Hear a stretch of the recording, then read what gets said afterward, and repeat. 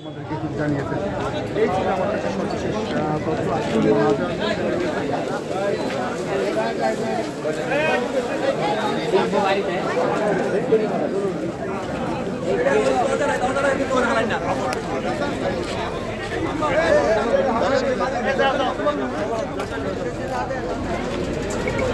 ওই মাসে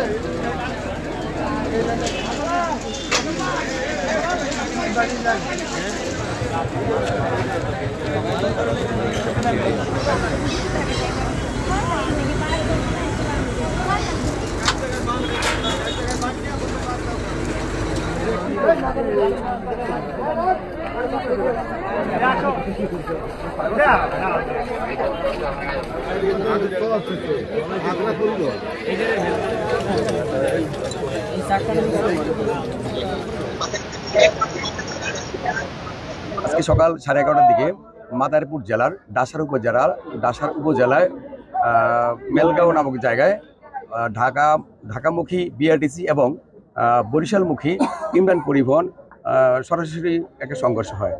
সাধারণত মনে হয় এটা ওভারটেক করার সময় এই দুর্ঘটনা ঘটে। এতে ঘটনাস্থলে 2 জন নিহত হয় এবং 10 থেকে 12 জন আহত হয়। তাদেরকে নিকটবর্তী হসপিটালে প্রেরণ করা হয় এবং নিহতদেরকে পুলিশে হস্তান্তর করা হয়।